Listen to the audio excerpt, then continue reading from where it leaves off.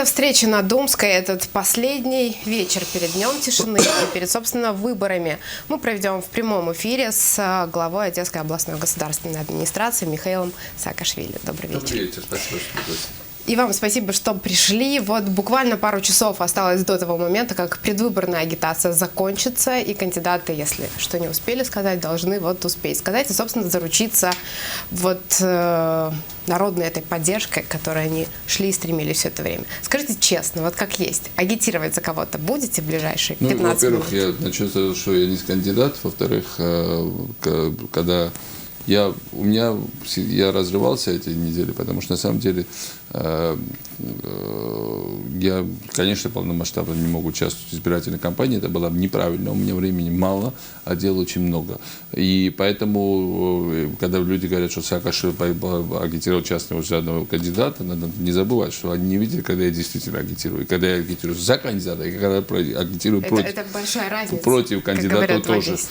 Я на самом деле, да, это две большие разницы. На самом деле я высказывал, конечно, свои симпатии, я высказывал свои преференции, но это связано с тем, что мы бы хотели сделать гораздо больше дел. Как бы основная претензия сейчас к нам еще, что, ну да, какие-то вещи, но этого недостаточно, это все мало, слишком много разговоров, слишком мало, может быть, конкретных результатов. А вы мне дали полномочия, чтобы были конкретные результаты? Я спрашиваю, действительно, вы мне дали что-то конкретное? Вы знаете, что у губернатора вообще сейчас очень мало полномочий, а через 2 года вообще не будет. А почему через 2 года? Потому что децентрализация, вместо губернатора будет префект, который просто будет там общим надсмотрщиком. Номинально, да, такая? То есть реально сейчас решается, каково будет этот город, каково будет жизнь всех там, через следующие 2, 4, 5, 10 лет. Поэтому все очень конкретно. То, что мы могли, вот сегодня вот с утра начал таможня, там мы там наводим порядок, нам еще понадобится 3-4 месяца, пока будет система, пока что в ручном режиме, там чуть-чуть, там, и просто там катастрофа, обычная мафия заправляет всем. Но потом мы сделали этот центр регистрации какой-то, то есть обслуживание граждан, мы там делаем РЭО, наверное, сейчас. Мы, новая патрульная полиция, с которой вчера ночью патрулировала, они получили огромное удовольствие просто от общения с этими ребятами. Прокуратура начала больше уголовных дел за последние 2 недели, чем, по-моему, за всю историю Одесской области. Люди не обо всем информируют, но очень... Но это все... Капля море. Когда сегодня от этого, например, дом Русова не восстановится, от этого улицы не будут освещения, от этого там водоснабжение, электроэнергия везде не наладится, от этого асфальт и особенно тротуары не станут гладкими.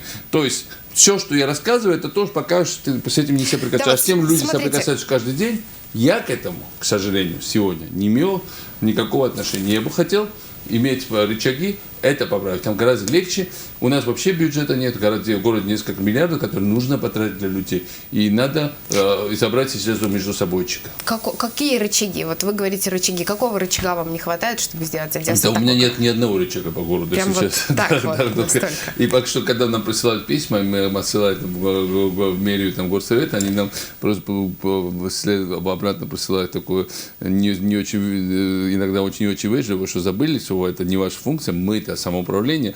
Но на самом деле между самоуправлением и самоуправством есть большая разница. Мы бы хотели получить самоуправление, а не между собойчик. Самоуправление, а не самоуправство. Самоуправление, а не просто управление маленькой кучки реально бизнес-интересов, которые произрастают из других отношений 90-х годов, которые ничего общего 2015 года и современной эпохи не должно иметь, по идее.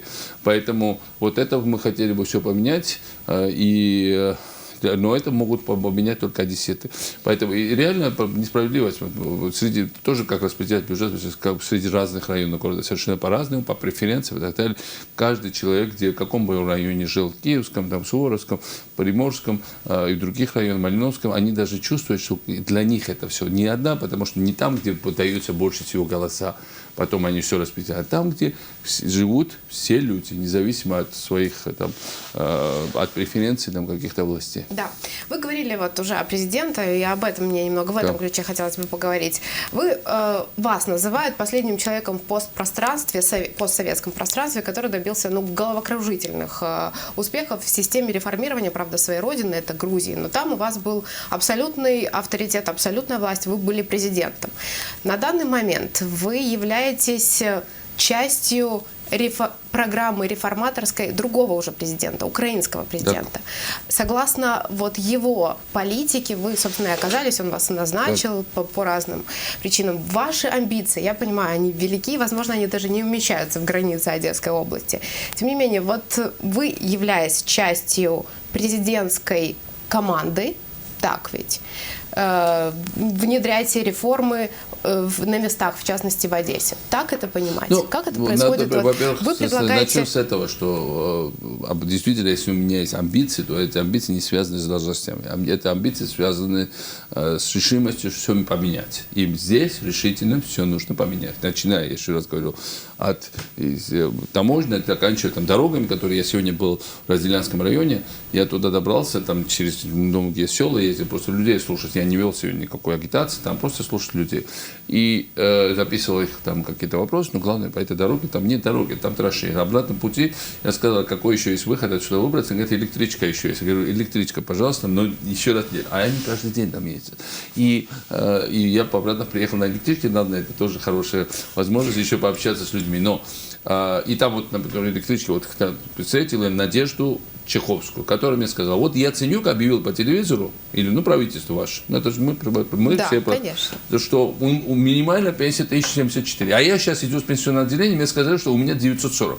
Так почему вы нас обманываете по телевизору? И, конечно, на эти вопросы нужно ответить так же, как и в Ренейском районе мне сказали, вот ваше правительство объявило, что субсидию можно получить. То есть вы ощущаете частью себя этой команды, за которую вы несете подписал одно ответственность? заявление, записал, а тут мы третий месяц ходим, у нас требуют там 30 разных бумаг, и уже унижают и так далее. То есть это проблема реальная, что люди лишены диалога власти, или у них когнитивный диссонанс. Одну вещь по телевизору показывают, другую вещь не стал говорить. Поэтому, чтобы это все... Но с другой стороны, когда я говорю, что я не баллотировался от никакие списки, но я согласился сняться в клипах по партии «Солидарность» президента. Почему? Потому что вот этот центр юстиции, например, чтобы его сделать, то центр обслуживания президент, и против этого возражали многие, говорят, что по закону не будет усмотрено. Он сказал правильно, когда приехал в Одессу. С одной стороны, надо менять закон, с другой стороны, надо действовать. Не надо ждать закона. Это революционный подход, правильный подход. Или он говорил, или, допустим, на таможню. Все говорили, как можно назначать 25-26-летнюю, сколько я уже, назначить, потому что это политическое назначение. Мы должны политику менять, делать политику. Не чиновник какой-то обычный, безликий, очередной. А давайте что-то новое попробуем. Ладно, ничего не работает. То есть, поэтому я, конечно, считаю, что надо его поддержать. И более того, я считаю, у меня есть информация, что после этих выборов, не потому что это для выборов, я говорю, потому что это наоборот людей может наоборот подостроить, но президент собирается проводить резкие изменения в направлении реформ. Это, конечно, будут большие изменения. Я буду частью этой группы, которая будет с удовольствием поддерживать это изменение, потому что мы прекрасно понимаем, что без фундаментальных изменений 1,5 года страна топчется на месте. Кто бы еще ни говорил, реформ у нас реальных нет. А вот Саша Боровик, кандидат в мэра Одессы, который выдвигается тоже от партии «Солидарность», он тоже часть этой реформы? Естественно. Саша Боровик был человек, который... Он был первым заместителем министра экономики. Его привезли за границу, там с большой помпой, это было все оформлено. А на каком-то одном... А это министерство, которое контролирует госпредприятия. То есть там, если можно, эта должность раньше стоила много миллионов, потому что на ней можно было делать десятки и сотни миллионов. И эти должностные лица тоже помню. И он, конечно, ничего не стал этих договоров делать. Более того, на одном из первых заседаний правительства, где он представлял это министерство, он сказал премьер-министру Яценюку в глаза, господин премьер-министр, был на эту тему некомпетентен. После чего, конечно, попал в опалу, и после чего он покинул эту должность. Я, правда, возвращался за границу, пока его не прислал в Одессу, потому что я знал, что в детстве он воспитывался в Одессе, его родители живут тут, и он посчитал, что это хорошее место, где... И он моментально в колеблясь приехал. Естественно... То есть он человек такой очень принципиальный, да, он очень принципиальный, естественно, это человек, который представил одесский пакет реформ в украинскую власть, недавно. Одесский пакет реформ это не просто про Одессу, это фундаментально меняет. У вас тоже есть пакет реформ? Это есть Одесский это пакет. Он и есть. Это он чем-то отличается от того пакета, который нет, предлагает то, что представил Боровик, это то, что я под конец уже это финализировал с правительством. Сначала он это популяризировал, он над ней работал. Это меняет не только как мы решаем вопрос в Одессе, но полностью решает метод действия украинской власти, когда его примут. Я надеюсь, что это будет частью реформ президента Порошенко, потому что он моментально это поддержал на Национальной раде реформ. И это очень важно, потому что поэтому почему я согласился в этом клипе быть, потому что если у президента будут развязаны руки это делать, то мы должны ему эту возможность предоставить. Потому что любая власть, которая будет со всех сторон просто закрыта, конечно, и она будет, если очень слабая, то она не сможет проводить реформы. Это правительство реально уже сможет проводить реформы, потому что правительство, которое 1,5 года не провело реформы, оно в следующий год не проведет. Но президент имел до этого достаточный запас прочности. Я думаю, что на этих выборах он подтвердится. Но это все мы понимаем, что это как бы условная вещь, потому что люди еще готовы терпеть, еще готовы давать шанс, но это будет не бесконечно.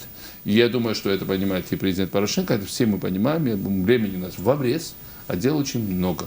И надо все менять. Надо все менять на уровне центральной власти, надо все менять на уровне местной власти. Поэтому Саша Боровик, один поле не воин. Все говорят, вот Саакашвили это сделал. А что? Еще Саакашвили один сам по себе ничего не сделает. Я не буду от третьего лица, я не какой-то индеец. Вам кажется, эффективна связка губернатора и мэра?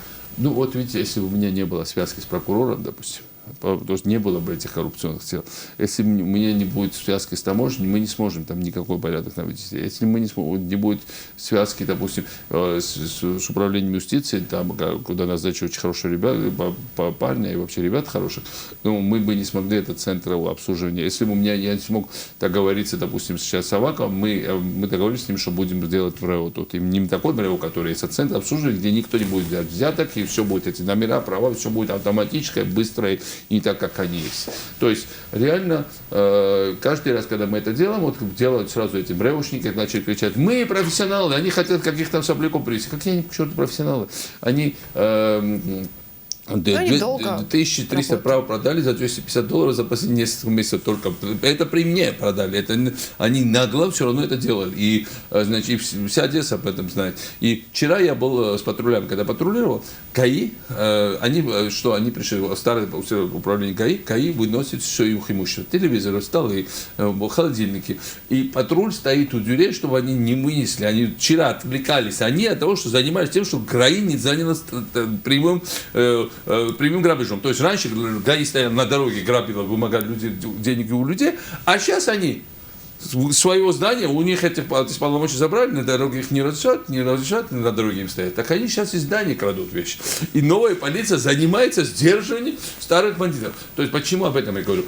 Эти все структуры, вот новая полиция вчера, мы моментально, вот вчера 3 часа с ними вел беседу в машине, мы моментально находим общий язык. Новые структуры, они все взаимосвязаны. Независимо от того, знают они друг друга, знают, какие они партии были, не были, за кого они голосовали, это не имеет сейчас значения. Все они были. Поэтому для меня очень важно, чтобы тоже пришли люди с новым сознанием во все структуры власти. В нынешнем моменте проводились такие параллели, что Одесса похожа на Грузию 90-х. Да, вообще, где реформировать и менять проще? Такой же тусклое освещение, такой же ужасный асфальт, такие же ЖЭКи старые, такие же там всякие там эти старые устаревшие коммунальные хозяйства, такие же фасады, такой же ужасно запущенный центр исторический. Одесса, Тбилиси, кстати, очень похожи, потому что граф Воронцов строил оба эти города, ну, с разницей в несколько лет, но они очень похожи. Одесса просто улицы пошире, Одесса все равно была там более блестящим городом, но в целом... Реформировать где проще?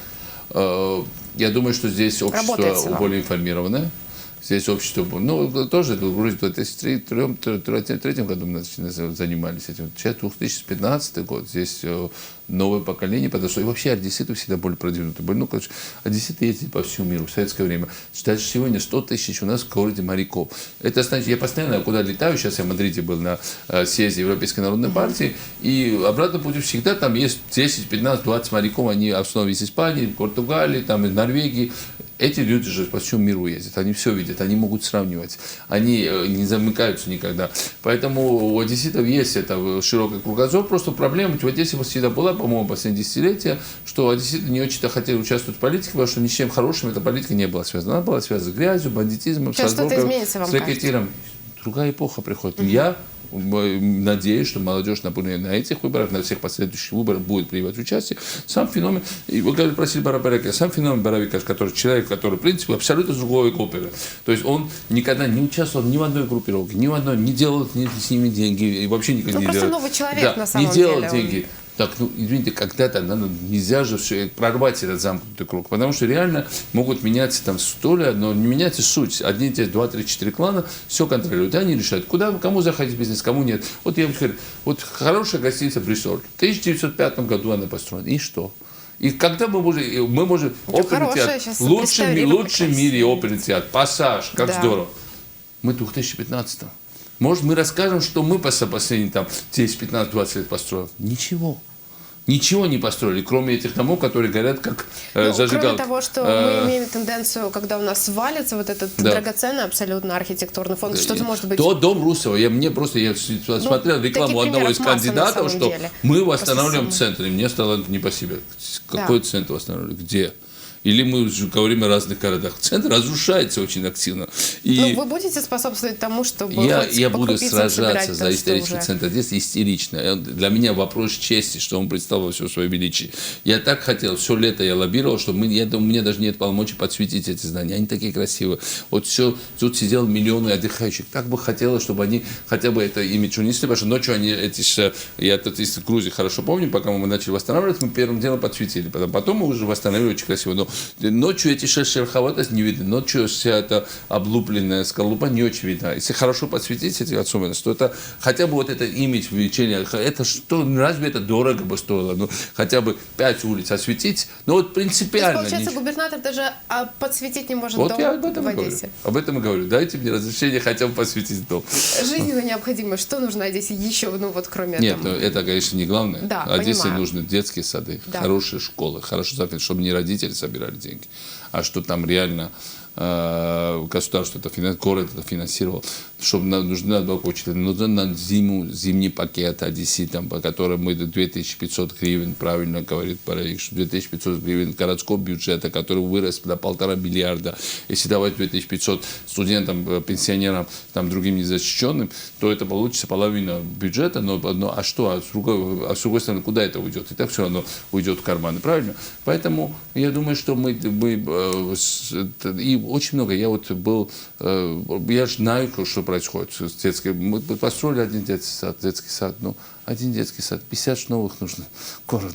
Но когда мы говорим о нескольких скамейках, там, реально Одесса должна быть смесью вот Барселоны, там, Дубая, Сингапура, но когда они говорят, все, что ты будешь там, небоскребы стоит на тебя, как Дубай, нет, конечно. Но порт одесский должен быть такого же размера, как дубайский. А Барселона, как можно восстановить старый культурный центр, это прекрасный пример. А у Одессы он не меньше, не хуже однозначно, чем у Барселоны. Просто надо это все восстановить, показать прежние прелести, увеличить. Набережную еще вы активно работали в этом направлении. Вы будете продолжать этот вектор своей деятельности? Нет, ну, знаете, в Батуми мы построили 16 километров или 14 километров абсолютно нового бульвара, широкого. Ну, такой широкий здесь не получится. Но будет что-то там делать. Знаете, вот каждый раз, когда мы меняли, там, у кого-то остановили какой-то пляж, там было всегда, вот Вася Хмельницкий хороший парень, может, ты отстанешь. Ну, там, или там, вот, подсылали разные власти, говорят, вот, может быть, не сейчас, может быть, в октябре, ну, думаю, в октябре это все равно, наверное, имеет, и, надеюсь, отсюда уйдет. Говорят, ну, и вот эта история, что вот, я говорю, какой в октябре? Мы в июне, люди сейчас приезжают. И поэтому все это между собой всегда договорняк. Или мы примиримся, что так будет продолжаться, или мы рискнем. Но я думаю, особо риска нет. Я так понимаю, идете по другому пути. Нет, особо риска нет, потому что реально мы показываем, что мы можем делать дела. Я, кстати, сотрудничать буду с любым избранным мэром Одессы, конечно, если это не там, я не знаю, Кивалов, допустим, но с Киваловым нет. Ну, Киваловым трудно будет. Но там по Кивалову, по его группе, там несколько серьезных уголовных дел, но не в этом дело. Мы хотим просто, между прочим, что-то иметь, или так себе. Или мы хотим то, что мы заслуживаем. И если мы не хотим то, что мы заслуживаем, мы должны для этого хоть что-то сделать. Хотя бы выйти из дома и проголосовать. Катастрофически мало времени остается. Два буквально вопроса. Очень актуальная тема, точнее вопрос, который поднимается регулярно и, видимо, актуальности своей не теряет, потому что одесситам очень важно понимать, насколько долго вы остаетесь в области. Все будет зависеть Были от истории с вашим премьерством, там, петициями и прочим, вы пока отвергаете. Все будет. Вопрос в другом немного. В следующем октябре выборы в Грузии. Так. Если вам предложат Грузия, что вы понимаете? Грузии. Ваша партия... Вы сначала начали, что отказываетесь от поста премьера Украины, который 10 раз больше, чем Грузия. На самом деле Грузия размером чуть-чуть больше Одесской области. Чуть-чуть, около, между 4,5 и 5 миллионов населения. Но в Грузии сейчас моя партия начала уверенно лидировать по всем вопросам, хотя арестовали еще руководство, хотя там заставили всех... большинство в парламенте, и вам говорят, Михаил, возвращайтесь. Я сказал обществу тут, что я не уеду отсюда, пока мы все фундаментально не поймем. На это нужно несколько лет. Но это зависит от общества. Общество должно дать мне рычаги. Я знаю прекрасную историю герцога Ришелье, которого потом позвали премьер-министра Франции. Он уехал и больше сюда не приезжал. Но перед этим он построил и оставил свое большое наследие. Я, на самом деле, может, и никуда не уеду, но если даже уеду, то если после того, как мы создадим новую эпоху. А новая эпоха, она требует времени. Поэтому мне трудно говорить, это год, или 2, или 3. Мне трудно об этом сейчас говорить. Но то, что чем больше у меня будет рычагов, тем больше это мы сделаем. Одесситы должны для себя решить, что им важнее и какие для них приоритеты. Я думаю, что у нас огромные громадные планы. Мы уже нащупали нить, как это делать. Просто сейчас нам нужны на это полномочия. Последний вопрос. Как вам кажется, с чем связан этот безграничный, на мой взгляд, кредит доверия одесситам к вам? С тем, что вы говорите и, возможно, обещаете им то, чего они так давно хотели услышать? Нет. С тем, что вы везде, вы там и ночью с полицией успели поездить, и в областной больнице вы были буквально сегодня, и вы успеваете со СМИ общаться, вы открыты. С чем связано то, что вас принимает настолько открыто другая страна? Нет, вы мне комплименты наговорили, наоборот, спасибо, но на самом деле, когда делаешь что-то полезное, не хочется уставать. На меня ж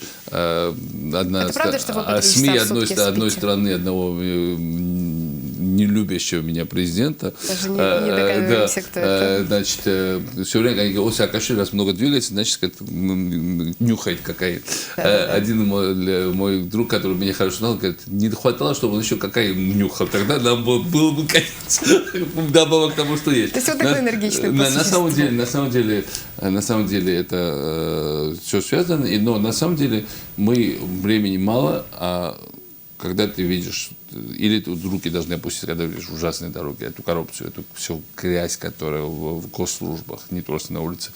И когда видишь, что из всех городов, допустим, из всех больших городов Украины самая худшая инфраструктура, потенциально самое многодоходное душу населения, почему так не происходит, конечно, или ты опускаешь руки, или ты хочешь и руками, и ногами, и всеми мускулами сражаться с этим, что поменять. И поэтому мы будем пытаться менять. Я маленькую скажу, Думская, там это другую информацию, потому что я, может, говорила по вашему сайту, прошло, что там в одном кафе там произошла там история с милицией, которая туда зашла, и там перезрядка. Я хочу просто, поскольку ваши зрители могут интересоваться, я интересовался у УВД, чтобы они знали, что там произошло. Была кавказская преступная группировка, которую хотели словить. И за этим зашли. Это не была бизнес-разборка, это не было заказа, никаких заказов сейчас милиции никто не может дать, никаких там крышеваний никто не может. Это закончилось. Может быть, это было не очень элегантно, поэтому я указал в главе УВД, он говорит, что сейчас разбирается, что там конкретно было. Но то, что правда за преступниками зашли, то, что всегда будут заходить за преступниками, но лучше, конечно, методы всегда заранее проверять и всегда усовершенствовать, чтобы не было... Ну, вы как будто немного извиняетесь тогда. Нет, я не извиняюсь. Понимаете, что не очень корректно все Я не знаю, что там произошло. Ага. Я просто четко знаю, что все эти обвинения насчет того, что там крышевание, там заказы, это все чушь полнейшая. Это сейчас таких вещей тех структур, которые более или менее находятся под нашим контролем, мы никогда не допустим. Мы постоим на охране общественного порядка. Вчера полицейские мне говорили, мы долго ездили, я бы очень хотел, там, чтобы, может быть, кто-то бы совершил какое-то преступление, чтобы посмотреть, как они работают. Ну, не хотел этого, но думал, что так будет. И они говорят, очень упала преступность с тех пор, как мы ездим. С тех пор, как есть сотрудничество, новые структуры. Это действительно тоже, я думаю, чувствует. Реформа в действии. Чувствует. И поэтому просто надо... это всегда будут какие-то изъяны там. И поэтому для того мы открыты для СМИ, чтобы все критиковать, отвечать, если это обвинение, отвечать, что это обвинение, объяснять. Если это факты, то реагировать на факты. В любом случае, я думаю, что критический подход нужен, и общество должно быть готово для такого. Напутствие одесситам на выборы последние полминуточки. Идите на выборы, потому что за этих выборах решается, по какой дороге вы будете ездить, то утром, когда будете выходить, какие школы, детсады отправите своих детей, какой дом они будут возвращать, при каком освещении они будут освещать, при этом тусклом или нормально, какие будут рабочие места, вообще что будет в ближайшие годы. Или вы решаете проголосовать, или вы заранее проиграли выборы. Я не хотела, чтобы Одесса оказалась проигравшей. Одесса сейчас на пьедестале. Мы столько ее рекламировали. Наверное, вам благодаря во многом. Да, отчасти я к этому очень содействую, что сейчас, вот вчера я почему был с полицейским, но несколько иностранных каналов хотят снимать этих полицейских. Но в Одессе хотят снимать, обязательно с моим присутствием. Ну ладно. Сейчас отсюда идет уже несколько французская, английская какая-то группа, и с ними общаюсь. Да. Но почему я это сказал? Вот сейчас мы на пьедестале, и все смотрят, и все говорят, что будет. Но оттуда нас может свергнуть только пассивность одесситов. Так что давайте, мои любимые одесситы, как часть этого нового общества, очень захватывающего общества, я чувствую себя очень комфортно и польщенным, что меня как бы принимают и на меня, то есть даже, может быть, возлагают какие-то надежды, но я бы очень хотел бы их оправдать. Но чтобы их оправдать, нам нужна ваша активность. Мне нужны полномочия, мне нужны права, мне нужны инструменты. Эти инструменты можете дать только вы. И остальное все очень просто. Эти все проблемы, которые у вас есть, мы очень легко преодолеваем. Они преодолеваем. Ничего необычного нет. Здесь есть огромная энергия, в этом городе есть огромная масса потенциала, который нужно просто направить на пользу каждого из вас. И мы так и сделаем. Услышат одесситы уверенно. Спасибо вам большое за этот эфир. Это были встречи на Думской. Напоминаю, в студии у нас был глава Одесской области Михаил Саакашвили. Прощаюсь с вами. До свидания.